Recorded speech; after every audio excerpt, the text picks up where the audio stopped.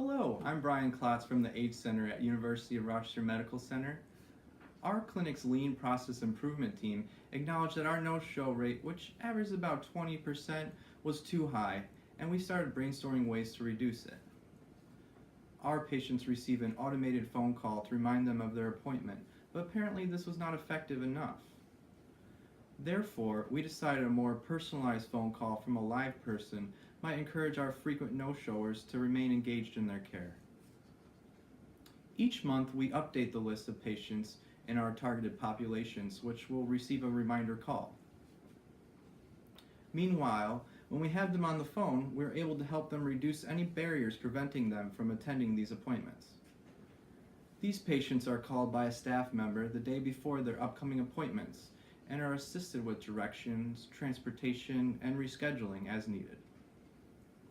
The targeted populations we are currently calling are African American and Hispanic patients aged 26 and under, regardless of their risk, transgender patients, patients with a viral load greater than 500, newly diagnosed patients, and any other patients identified by their providers as frequent no-showers.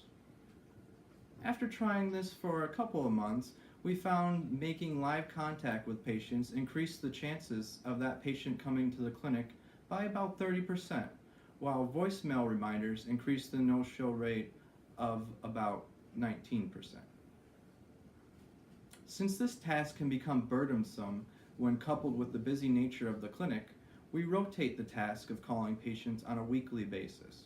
We found that sharing the job of calling patients between the nurses, social workers, phlebotomists, and clerical staff makes it much more manageable.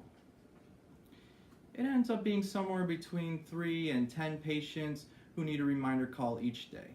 They are flagged in the electronic medical record system, called, and the outcome of their reminder is tracked.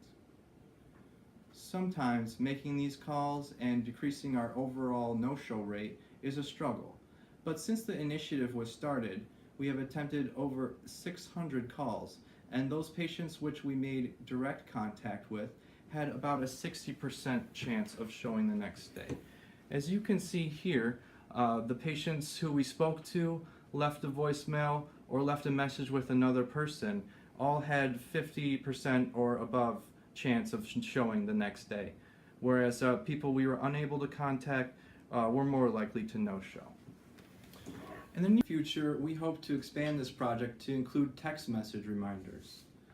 For others looking to do a similar project, it is important to have strong leadership who supports this initiative and can get the ball rolling. Thank you for listening. Goodbye.